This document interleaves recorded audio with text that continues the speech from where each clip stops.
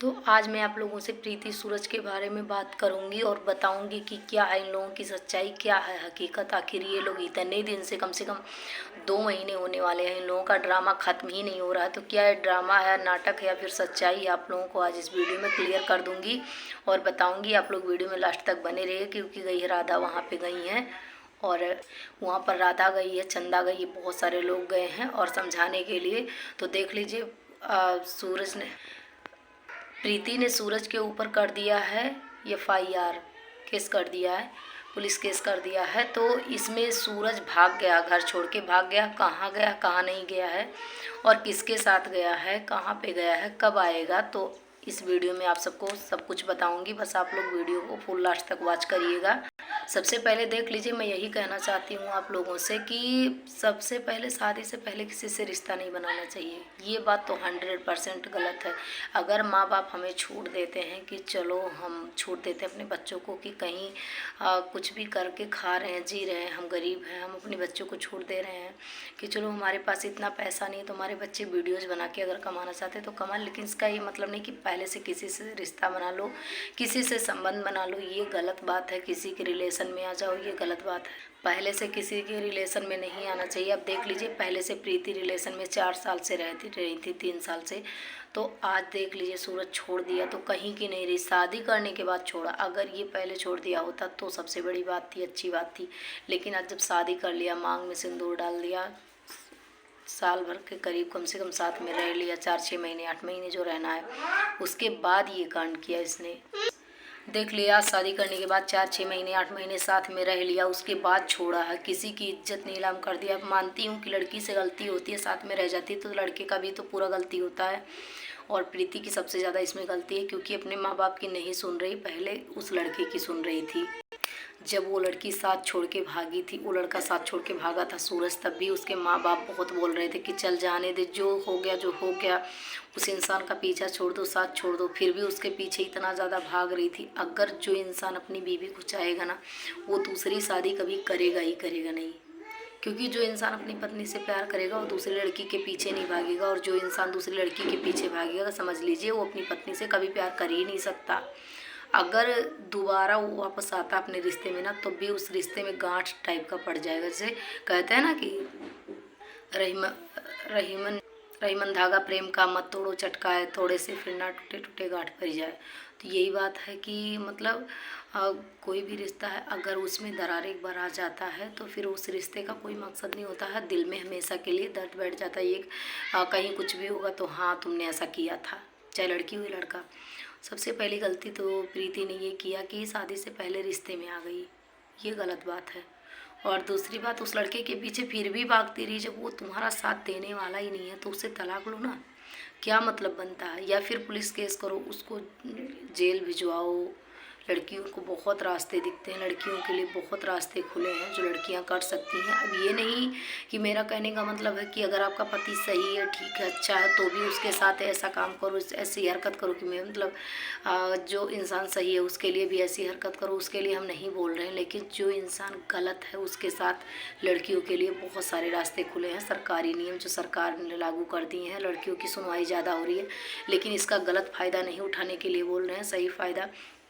जैसे कि सूरज आज कर रहा है और प्रीति उसके पीछे भाग रही, तो पीछे भागने से क्या मतलब है, आप लोग खुद बताइए, पीछे भागने से क्या मिलेगा। तो मैं यही कह रही हूँ कि पुलिस केस प्रीति ने कर दिया है, और करती भी नहीं प्रीति कभी नहीं करती। लेकिन ऑडियंस का ये रिएक्शन था, ऑडियंस का कहना था कि प्रीति पुलिस केस कर दे। तो पुलिस केस प्रीति ने किया है, और राधा वहाँ गई थी समझाने, तो राधा से भी हाथापाई हो गई है।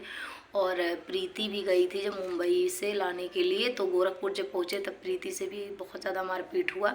आप लोग अगर नहीं देखे हैं तो मेरी वीडियो जाके पिछली वीडियो देख लीजिए, जिसमें सूरज ने प्रीति के साथ हाथापाई किया है। और मैं यही कहना चाहती हूँ कि उस लड़की का चेहरा 4-5 लोग मिलकर भी नहीं खोल पा रहे हैं। कुछ लोग बोल रहे हैं कि ये नाटक है, सब मिलकर ड्रामा कर रहे हैं व्यूज के लिए। तो भाई वही लोग बता पाएंगे कि वो लोग नाटक कर रहे हैं या फिर ड्रामा कर रहे हैं या फिर सच्चाई है। लेकिन ये बात है कि अगर राधा है, चंदा के हस्बैंड है, और क्या बोलते हैं प्रीति है, प्रीति का भाई, सब लोग हैं, इतने लोग, तो एक लड़की का चेहरा नहीं खोल पा रहे हो। आप लोग सही बताइए कमेंट करके, क्या 4-5 लोग मिलके एक इंसान का चेहरा नहीं खोल पाएंगे। अगर अकेले हम ढक रहे हैं, हमारे साथ में कोई और बैठा है, 2 लोग, मान लीजिए 2 लोग हैं, लेकिन जब हमारी एक तरफ से 4-5 लोग हैं, 4-5 लोग मिलकर नहीं खोल पाएंगे। आप लोग ये चीज़ कमेंट करके आप लोग बताना कि क्या मतलब खोल पाएंगे कि नहीं खोल पाएंगे।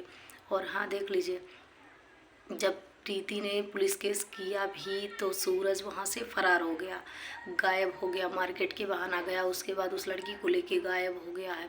अभी तक लोग बोल रहे थे कि ड्रामा कर रहा, लड़की से शादी नहीं कर रहा, लेकिन मेरी जहाँ तक इच्छा है, मेरी जहाँ तक मैं जानती हूँ, वो सच में उस लड़की को लेके भागा है, तो सच में उसी लड़की के साथ रहेगा। प्रीति बोल रही कि मेरी माँ को गाली दिया तो मैं भी उसकी माँ को गाली दी, तो ये बात 100% सही है कि क्योंकि बहुत ज़्यादातर लड़के माँ को गालियाँ देते हैं, लड़की की माँ को।